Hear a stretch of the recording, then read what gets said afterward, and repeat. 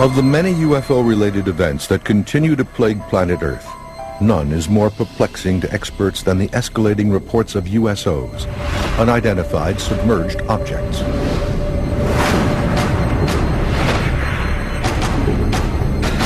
USO sightings continue all around the world to this very day. They continue to come out of the water, and they continue to be seen by witnesses around the world. Since our last USO report, extraordinary new facts, stories, and details have come to light about this most elusive class of UFO. It was the summer 2000. My ship was visiting Guantanamo Bay, Cuba, when I saw 3 strange big white lights in the water. Witness for the first time new evidence of USO-related anomalies on the surface of our oceans and waters. USOs can manifest crop circles on water. And find out why one of America's first nuclear-armed aircraft carriers, the USS Franklin Delano Roosevelt, continued to be a magnet for reported UFO and USO events for over 30 years. I was on a USS Franklin D. Roosevelt in 1958, and I seen a UFO when we were out at sea. From brand new reports of deep-sea UFOs to stories that go back over 100 years, many experts continue to wonder, are we the first inhabitants of our planet, or are they?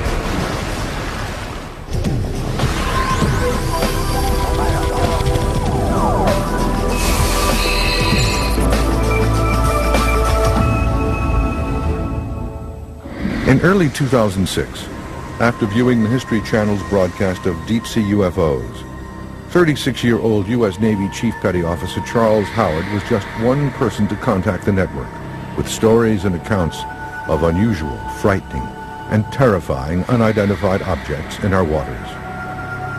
Petty Officer Howard, a 17-year veteran of the Navy, tells his story of a possible USO encounter for the first time. The History Channel was broadcasting a show about UFOs and USOs. I never heard of USOs. I thought that was very interesting because I hadn't experienced. I never shared it with anybody, but I thought it was pretty interesting. In the summer of 2000, Howard's ship, the USS Thorn, was docked off Guantanamo Bay, Cuba, after routine maneuvers.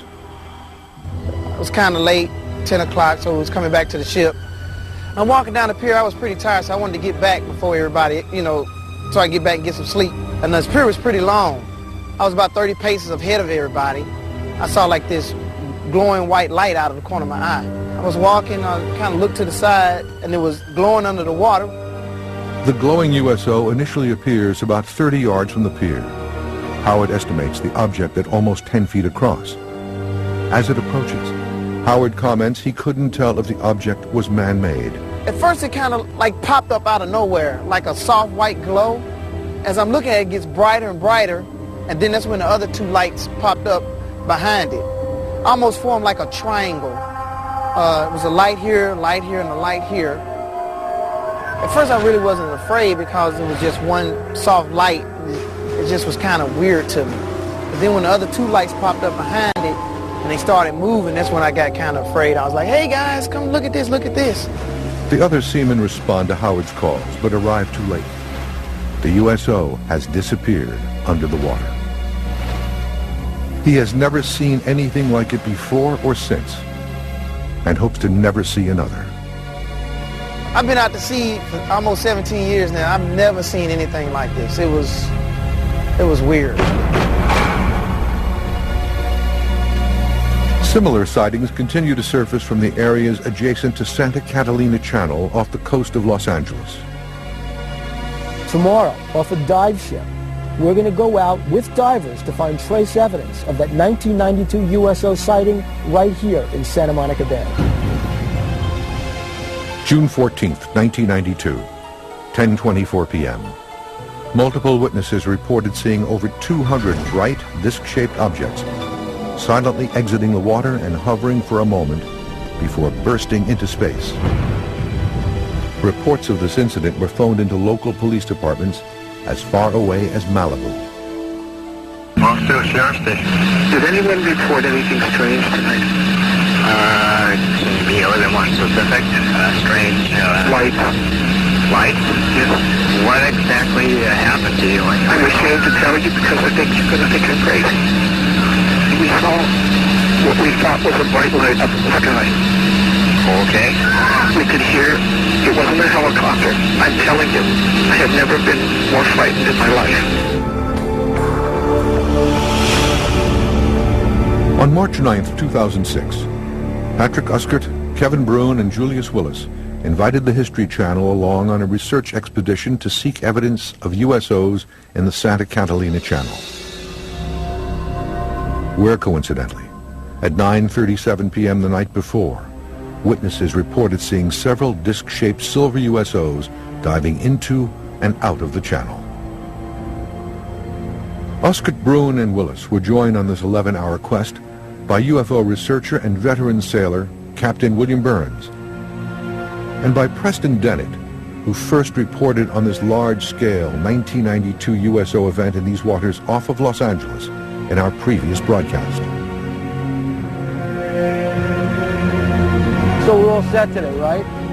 You got the Geiger counter? I got all the scientific You equipment have all ready to the go. vials and everything we need? Yep, You got the collection. tanks? I got the tanks, You got I the got the underwater camera, yeah, infrared. housing, infrared we have. Yeah. We're all set. Great. Okay, let's go. Their plan is to dive in two areas of the channel. Divers Uskert and Brune will collect samples, and Brune, a PhD and research scientist, will conduct preliminary testing on the ship and further testing later in his lab.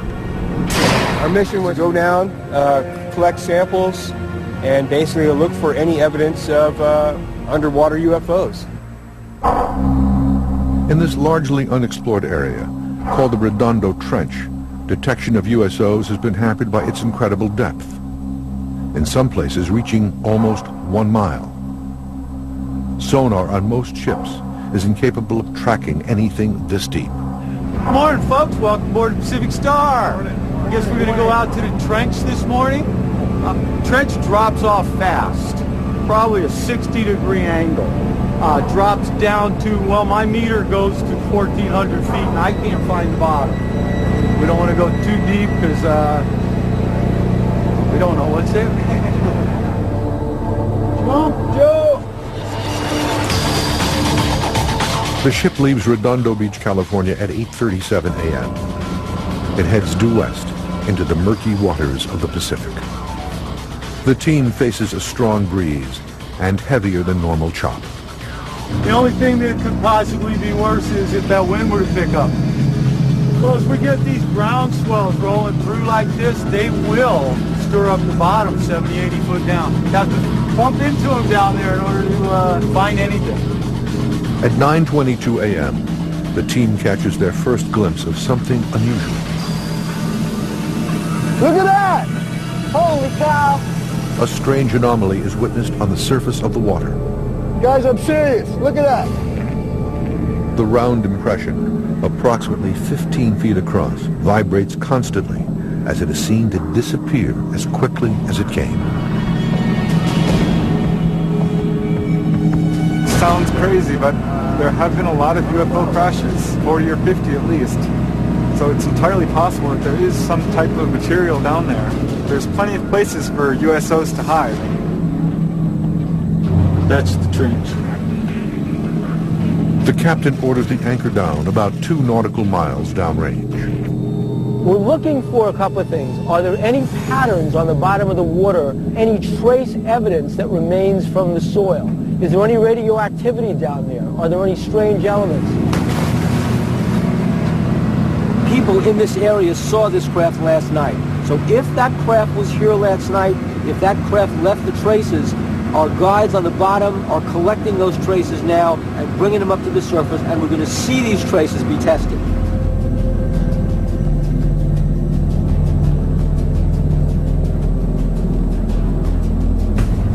What's the visibility like down there? Very low, like 5 to 10 feet. Yeah, 5 to 10 feet. Too rough to see anything. Couldn't see much when we were down. Hopefully Pat's getting some footage, maybe some samples. While Uskert reported that he sensed something peculiar in the water, the conditions prevented him from seeing it. He did, however, collect samples for testing. Couldn't see a thing. Just my flashlight beam going into blackness. If there is someone who wanted a place to hide, that'd be a pretty nice place to hide. Nice and dark, nice and deep. I didn't feel like I belonged there. I didn't feel like I was supposed to be there. Due to poor visibility at this location, the team moves 4 miles downrange, even further into the channel. We're going to head out to another spot where, again, if you were trying to camouflage yourself, you're probably sitting right here in the best place to be camouflaged. With underwater visibility of less than 15 feet at the first location, the divers prep a more sensitive camera to record evidence in this deeper area. Here's your camera. I already got it in the housing. Okay. I'll set it up so it's especially sensitive to low light. If there's anything down there, you're going to see it.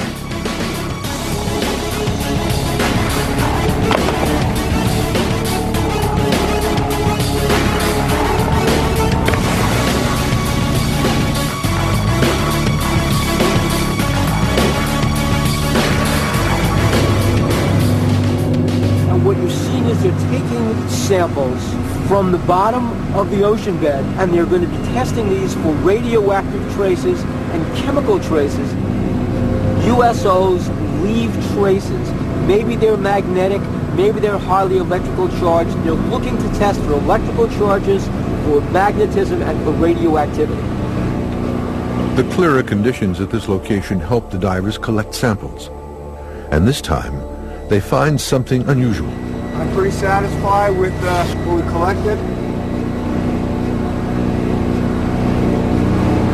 We're gonna check it with the Geiger counter, see if they're reading hot. Great. Just open the lid on these. Negative. This one. Whoa, you got a lot of small samples here. Wow. All right, we got something. We got something. Due to the elevated Geiger counter reading, the team decides further testing is needed. All right, the rest we can do back at the lab. Awesome. So it's really no mystery why a USO would choose this particular area to hide in. They just can't be seen. We can't really know what the results will be until we analyze everything and put it all together. But it's all part of the process. What we try to do is test our hypotheses by setting up very controlled experiments, trying to eliminate variables. And out here, it's very difficult to eliminate all these variables that we deal with. So we're kind of on the level of just observing. And if anything comes up strange or worthy of continuing investigation, then we'll certainly be back out here, I think. Kevin will probably agree with me here, right? There's a good probability that they're down there. If you're going to find anything, you got to look. Further testing on the USO sample proved inconclusive. However, due to the initial positive result on sample number 2, a more comprehensive USO dive is planned for the fall of 2006. We got to go back.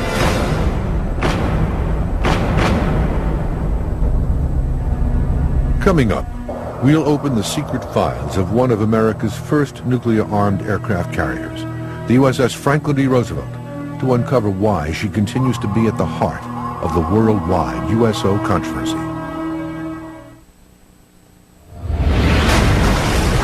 Of the U.S. Navy's many great technical achievements after World War II, few surpassed the dramatic might, power, and capabilities of its Midway-class carrier, the USS Franklin D. Roosevelt. Commissioned on October 27, 1945 from the New York Naval Shipyards, the 1,000-foot-long, 64,000-ton FDR was one of the first ships in the Navy's fleet to carry nuclear weapons full-time. The Franklin D. Roosevelt was a very capable ship in every stretch of the imagination. She was an experimental floating active laboratory for the entire Navy Department. According to many of the men who served aboard the FDR, the ship's sophisticated capabilities caused the carrier to be at the center of one of the great USO mysteries of the 20th century. I have no doubt about the existence of UFOs and their interaction with the Franklin D. Roosevelt, and there have been many other sailors out there who've had the same experience as I have had. There's probably a good connection with USS FDR and the nuclear weapons and the UFO sightings. It was a magnet for UFOs. Chet Grudzinski served aboard the FDR from July 1958 until December 1960 as a fireman and metalworks engineer. He says his harrowing close-range encounter with a large USO-like object in September 1958 off Guantanamo Bay, Cuba, has distressed him ever since. He tells his story on camera for the first time.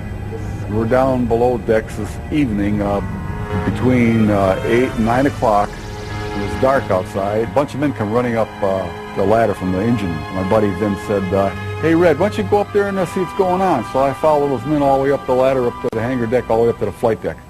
Grudzinski witnessed a cigar-shaped UFO traveling at an incredible speed toward the FDR. He also comments that the object made no sound and maneuvered unlike any man-made aircraft. We had no air operations going on. The flight deck was quiet up there. And this thing just came right at us, and I could see what the light was when it came at our ship. It was a row of windows with figures inside, and they got close enough I could feel the heat on my face and those figures looking at us through those windows. And the impression I got that those figures were looking at us were not human beings. And then this thing turned like a bright red-orange color, and I could see the shape of it. It was a cigar shape when it turned colors, and then it just took right off like that. Grudzinski further reports that this bright USO-like craft rose from the water and remained relatively silent over this 45-second event before flying away. Approximately 25 of the shipmates reportedly witnessed this event as well. Most, he says, were quickly transferred off the FDR. Even more curious, he alleges that within hours, the ship's logbook was altered. When I got the deck log, a lot of things are blackened out on the logbooks. There's nothing in there. And the witness was trashing off the ship, and they probably, I imagine they must have had to sign some papers to say something about it, but I never had to sign anything like that, maybe because I didn't say that much about it, you know. After almost 50 years, his search for answers about what really happened that night continues. I'm still trying to find these men on the flight deck. I didn't have to sign the papers. I wasn't transferred off the ship. I got a lot of whys. What happened? Why? That's what it is. That's why I've been spending all these years of research on it. But Grudzinski is not alone in his belief that he witnessed a UFO while serving aboard the FDR. A second FDR veteran, Harry Jordan, served aboard the FDR from 1962 until 1965 as Seaman First Class. His rating as a radar operator put him in charge of one of the world's most advanced and sensitive radar systems. She also had the capability of jamming rockets, intercontinental ballistic missiles, and even break through some of the countermeasures being put upon us by Soviet bloc countries. While on duty in 1963, Jordan says he became part of another significant USO event aboard the ship that has remained secret until now. And the Roosevelt definitely attracted UFOs because of all of the technical equipment and all of the armaments that she had, and also nuclear weapons. Jordan agreed to tell his mysterious and alarming story of possible USO contact for the first time. I do remember the incident and the details of it because it just stays with you when you've gone through this. October 2nd, 1963, off the coast of Sardinia, approximately 2 a.m. Jordan stands watch over his radar monitor. All is normal on this unusually warm fall night. Suddenly and without warning, he says, a contact abruptly appears on his screen, an object 600 miles downrange at an altitude almost impossible for conventional aircraft to reach at the time, 80,000 feet. First blip came on at the beginning of about 2.5 hours into the watch. It was 600 miles from the ship at 80,000 feet. Then it came into 300 miles at about 35,000 feet, and then it came into about 10 miles at 10 to 15,000 feet from the ship off our port side. I reported it to the watch commander at the time, and he came over, went through the same process and confirmed it, and reported it to the officer of the deck on the bridge. Then the officer of the deck on the bridge woke up the captain after this contact started to move. An object on Jordan's screen begins moving at a speed and on a course that, he believes, would have crushed any man-made aircraft. This thing was covering 10 miles in just a few seconds, and it was traveling about 4,000 miles an hour. It was making right-angled turns, and it was almost like a Z pattern if you took about 4 Z's and lined it across your scope. So I could tell that she was going pretty fast, and then so when she stops, they didn't have any heat signature. Okay? This is highly unusual. After Jordan makes his report, he says the FDR's captain orders the launch of a pair of Phantom II jets to analyze the situation. They went to afterburners and then launched one right after the other. They left the Rosie and headed up on a course of about 012. So then I thought immediately that there might be something new going on here because that wasn't following protocol as far as normal ship operations that I was used to. The Phantom jets, now about 20 miles downrange, still see contact with the object. Jordan reports that the blip on his radar screen continues to dive close to the USS FDR before it disappears in a literal flash. It's being recorded on the view board up on the right-hand side in CIC, and then the contact winked out about 20, 30 seconds after and I could hear one of the pilots say, "What the?" That's all I heard. Moments later, he says, as quickly as it disappeared, the target returns, but now it's bigger and closer. The Phantom II's landed, and then it winked back on again off the port side of the ship, and someone yelled out in CIC, you know, "What the hell is that?" And I bet you had 15 people out there with binoculars looking. 2:32 a.m. In full view of the FDR's crew, the USO reportedly hovers for a moment, several hundred feet from the ship, before disappearing. I saw the Z pattern and it stopped. It winked out and then it was gone. I know what the fingerprints are of the electronics on Soviet aircraft, Korean aircraft, Chinese, MiGs, you name it. If it had been a meteor, it would have burned up in the atmosphere. And I have seen meteors streak across the scope, but it only happens in about 2 or 3 seconds. I mean, it's gone. 2:36 a.m. Jordan records the event in his logbook as a UFO incident. Seconds later, he says his commanding officer bursts in. "Jordan, what did you put in your log?" And I had UFO in there, and I had the contact number at the time. I held it up in front of the commander, and he says, "You can take that out." My commander acknowledged to me in not so many terms that, "Yeah, Jordan, that's what it was, but no, Jordan, nobody else is to know." Period. I had too much respect for him in the Navy to say anything about it for over 20 years. This was an historical moment for the United States Navy, and it was left out of the logs. As astonishing as these mysterious first-hand encounters aboard the FDR might be, they are far from the only ones. During her unusually brief 32-year commission, the FDR will host at least a half-dozen similar events. The FDR seemed to have been attractive to USOs. She certainly saw a lot of them. Coming up, the 1952 NATO mission Operation Mainbrace is rocked by continuous UFO and USO reports. The lead ship, the USS FDR. Wallace Litwin took photos of the flying disc going over the USS FDR in Operation Mainbrace. And I've interviewed 3 people separately who have been on the FDR where large UFOs have been seen over the ship, observing it, making its presence known, and at times interfering with what appears to be some of the electronics on the ship. The Franklin Delano Roosevelt was the first aircraft carrier to carry nuclear weapons, and UFOs seem to be drawn to anything that's nuclear related. The first instance of this occurring was in the North Sea off England on NATO operations. September 1952. NATO initiates Operation Mainbrace, the first cooperative multilateral maneuvers since the war. The FDR was part of a NATO fleet exercise off Denmark called Operation Mainbrace. The FDR and the RAF and British aircraft carriers were witnesses to one of the most incredible multiple USO sightings in history.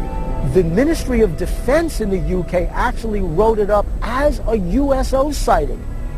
The exercise involves 200 ships, 1,000 planes, and over 80,000 men from its member nations in the waters near Denmark. As one of the largest and most advanced ships of the time, the USS FDR leads the way. She was part of a task force that was sealing off the Russian submarine access through the North Sea into the Atlantic. Extremely important because what if there had been a USO base underneath the North Sea in that area north of Europe? We were surveilling them, they were surveilling us. September 13th, 1952. The Danish destroyer Willemoes is in the Baltic Sea north of Bornholm Island. Lieutenant Commander Schmidt-Jensen and several crew members reportedly see a luminous triangular-shaped object moving at high speeds above the water, in close proximity to the main fleet. The bluish object travels westward, then suddenly turns southeast, directly toward the FDR. Over the next week, there are several more sightings, stretching from Denmark back to the Air Operations Command bases in Scotland. September 20th, 1952, 7:30 p.m. 3 Danish officers reportedly observe a shiny, disc-shaped object rise from the water and pass over them, again headed toward the NATO fleet and the FDR. The fast-moving metallic UFO heads east and disappears into the cloud layer. September 21st, 1952, less than 24 hours later, 6 British pilots above the North Sea spot a shiny spherical object rising from the water and stealthily approach the fleet's location. They reportedly give chase, but the swift-moving object evades their pursuit. FDR veteran Jordan says that he spoke to a witness over 40 years ago. They had a sonar contact from 3 or 4 destroyers, and they couldn't figure out what the hell it was because it was moving with them, and the damn thing was like a quarter mile wide, and it came up out of the water, and when it did, it dinged one of the ships, and that was later reported as a collision between 2 destroyers. And he says that's not what happened, because he went up and he said this damn thing came up out of the water and flew up. According to reports, all of these sightings share a similar eerie trait. The witnesses uniformly feel that these USO objects, whatever they might be, are actually observing the naval exercises at close range. After Operation Mainbrace, there were so many sailors who saw the objects and airmen from the RAF that saw the objects. This wasn't just 1 or 2 people. These were crew members on the USS FDR. So this is one of those very famous multiple sightings where everybody saw these objects. One journalist aboard the USS FDR during the operations had perhaps the very best view of this reported swarm of USO activity through his camera lens. September 20th, 1952, 11 a.m. Several crewmen witnessed yet another fast-maneuvering spherical USO rise from the water to the sky just behind the fleet. Journalist Wallace Litwin, on board the FDR documenting the operation, points his 35mm Canon camera at the horizon and quickly snaps 2 images of a fast-moving disk that seemingly defies all laws of gravity. The images were believed to have been studied by the Navy, but no official report was ever filed. Wallace Litwin took photos of the flying disc going over the USS FDR in Operation Mainbrace. And I got copies of his photographs there. It shows the object going over the ship, and you see the ship's superstructure and part of a wing of an airplane. Just like a bright light going over a ship with the photos show, but they said it was like a disc light, some of the witnesses. USO sightings aboard the USS FDR during Operation Mainbrace were not exclusive to enlisted men and non-coms. Some believe that General Dwight Eisenhower may have even witnessed similar objects as a guest aboard the FDR. I have heard reports that Eisenhower was on the FDR when one of these sightings occurred. The people who are the serious witnesses to operations and events have been afraid to come forward, both because they've been threatened, they're also afraid of being ridiculed. According to experts, many documents involving Mainbrace remain classified. However, others have been released. Is there a motive for officials to keep 50-year-old events secret? The military, in fact, the militaries of all first world nations treat these things as threats. They say the fact that they can penetrate airspace, they can go into highly secure areas, they can outfly our fastest jets. Does that mean they're hostile? Although many FDR veterans and researchers suspect that the ship's advanced capabilities may have made her a target for otherworldly attention, some wonder, could all of this reported activity actually serve as proof? I have spoken with people over the years, since my Roosevelt experience and that one, and have seen the evidence firsthand. To those who have not had those experiences, you cannot know what you've yet to experience, and hopefully you'll believe that they are out there. Coming up, the architect of modern USO research, Ivan T. Sanderson's controversial discoveries and extraordinary USO cases. And later from Australia, two disc-like objects are witnessed leaving an impression on the surface of the water. Now, Ivan Sanderson, explorer, taking you into adventure. USOs in general are unidentified submerged objects. USOs have been in history for a long, long time, and an associate and friend of mine, Ivan T. Sanderson, did a study of them long ago. They are there all the time. They're in the data. They're a part of the phenomena. Even more frightening than extraterrestrials is what Ivan T. Sanderson said when he wrote the book Invisible Residents. They're not extraterrestrials. They're already here. To this day, the pioneering USO research by zoologist and former British spy Ivan T. Sanderson continues to astound and frighten experts and buffs alike. His controversial 1970 book, Invisible Residents, forever opened the world's eyes and ears to the murky realm of unidentified submerged objects. Sanderson proposes two primary theories about USOs in Invisible Residents. The first is that USOs are in fact here and have either evolved along with the Earth or have come from space and made a home in our oceans long ago. When you talk about underwater UFOs, you have to remember that 3/4 of the Earth's surface is covered with water. And UFOs are seen pretty much all over the Earth, in every country. So it's not at all surprising that they're using the oceans, because we haven't even fully explored the oceans ourselves. Sanderson's USO theories lead to a stark prospect. If over 50% of UFO reports occur on or above water, as he reports, are over 50% of these UFOs in fact USOs?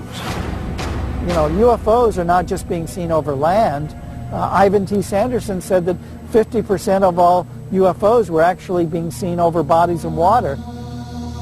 Do USOs mean that living underneath the surface of planet Earth is a whole civilization of creatures, entities, aliens, for whom Earth is home, just as it's home for us on the surface? And these were residents who've been here for millions of years, probably before life evolved on the surface of the planet.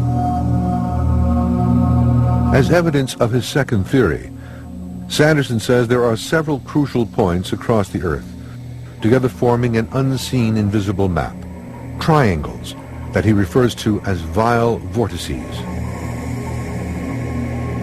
By locating the areas where ships and aircraft reportedly disappear, Sanderson realized that the USO sightings correlate almost perfectly with the triangles on Earth, where it is believed that strange magnetic anomalies occur.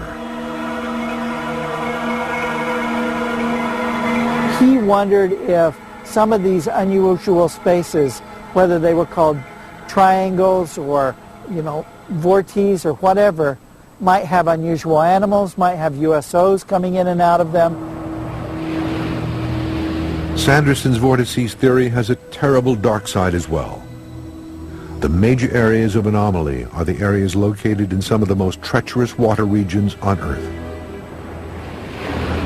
Ivan Sanderson did a latitudinal study and found out that there is a line around the planet in which geographic north and magnetic north merge. And these are areas that have a great deal of lost vessels, lost planes, and manifestations of objects.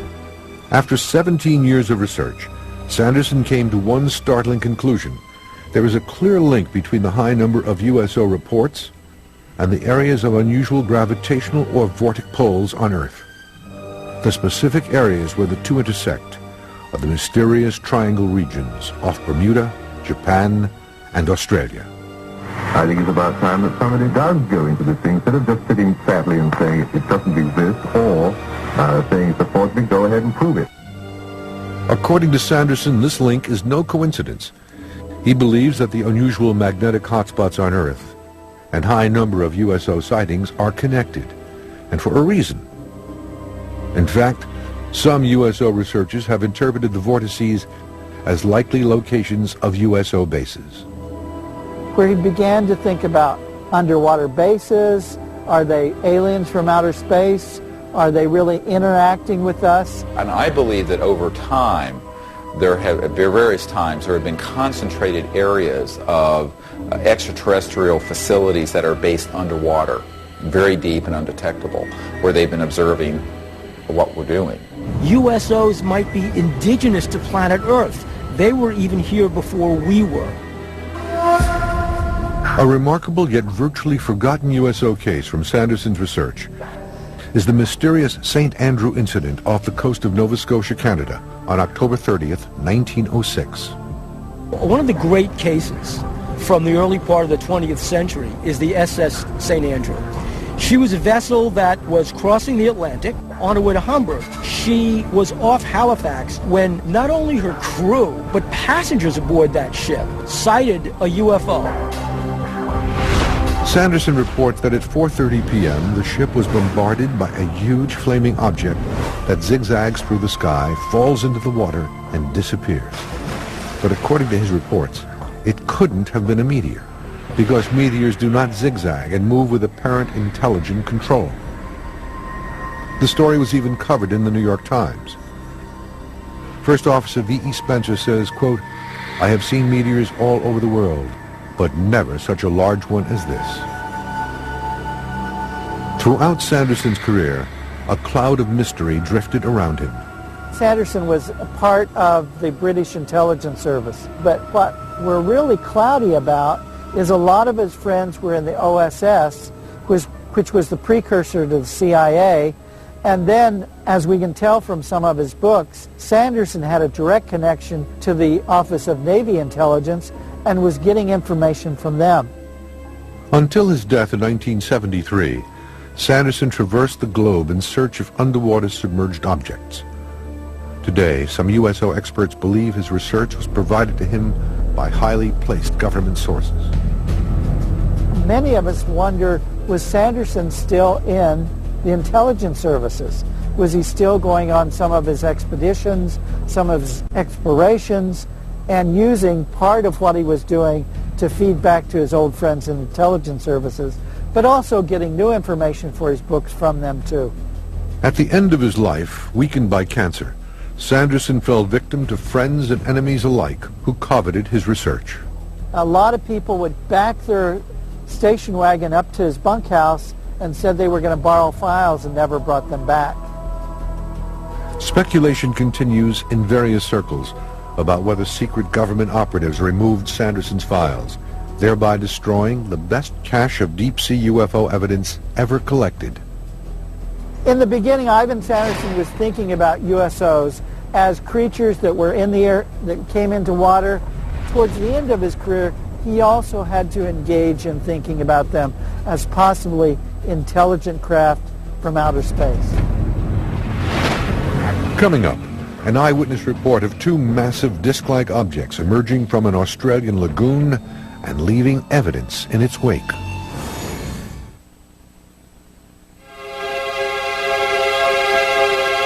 According to experts, one of the most impressive traits of USOs is their ability to affect, change, and displace the surface of the water, in much the same way that UFOs in our skies reportedly generate similar crop circles on land. An interesting aspect of USOs is the fact that they leave a physical presence on the water. USOs create the same kind of effect over water, over ice, so there's a real similarity between the physical trace evidence of a USO landing and a UFO landing on planet Earth. It's like if you took a glass and you stuck it in water, right? Well, now you have a hole on the water. To USO researchers, the most impressive and well-publicized water crop circle case is the Tully water nest case, which occurred in northern Australia in January 1966. This Tully's Nest story was one of the most publicized USO/UFO events in Australia.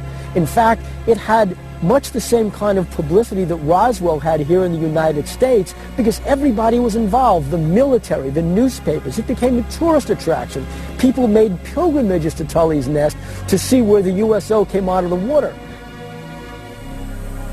Over the past decade, Australian researcher Bill Chalker has conducted the most intensive study of the Tully case. At 9 a.m. on January the 19th, 1966, young farmer George Pedley was driving a tractor through a neighbouring farmer's property, a place called Horseshoe Lagoon near Tully in far north Queensland. And he first started to experience some problems with his tractor. It seemed to be sort of missing and as if it was about to stop on him, and then he heard this high-pitched hissing noise, and he looked in the direction of where this noise was coming from, and at about 20 to 30 feet away, rising from the lagoon, was a sort of a dish-shaped metallic-looking object that rose up to an altitude of about 30 to 40 feet, and then appeared to go into a shallow dive and take off at high speed. George Pedley described the object as appearing like two massive dinner plates stacked atop one another, about 30 feet in width and 12 feet in height. It was a media sensation for quite a number of weeks, with sort of correspondents appearing, giving kind of on-the-spot reports, and there was even international coverage of it, and it was described in the press as a flying saucer nest. This nest contained evidence of a reported USO touchdown, a distinctive imprint left behind on the surface of the lagoon. The whirlpool effect in the water lasted for days and days after the USO took off. The Navy tested it, scientists tested it. A lot of tests were done on it and analyses were done on it, and there were all kinds of theories. And what they found was nothing could explain the water impressions. In his numerous interviews and investigations over the years, Chalker found George Pedley to be a unique USO witness. Yeah, George Pedley impressed me as being a very credible kind of witness, a typical kind of North Queenslander type cane farmer character, really the last kind of person you'd expect to come out with a story like this. During the various public and private investigations in Tully over the subsequent weeks, at least a half-dozen other water nests were identified in the area. Water samples were sent to the physics department at the University of Brisbane for radiation testing. A reed from the center of the water nest tested positive for beta radiation, but within days the sample mysteriously disappeared. Research into the Tully case continues to this day. With no shortage of USO cases in the past and present, many continue to wonder why these objects are here and what could possibly be next. My belief is you got this big universe and all these different planets. I mean, anything is possible. Why should we be the only intelligent beings? Some researchers interpret the recent events involving USOs as something more sinister. I believe that there are extraterrestrial civilizations who have been watching our development over the last 100 years with knowing there's a lot of promise, but also a lot of risk. There's no doubt about it. There's something going on. They're covering stuff up. They're lying, and I would like to see congressional hearings in Washington to cut the crap and let's see what's going on, you know? Does it mean that somehow there's an event coming on planet Earth, cataclysmic, end of time, and somehow the USOs are coming out of the Earth because the Earth itself is in trouble? Maybe we're nearing the end of days.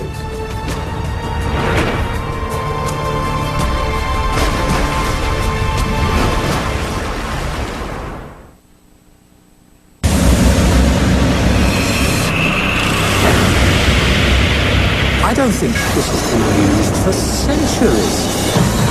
Out there is a whole lost world. An all-new series that brings to life these lost worlds premieres next on the History Channel.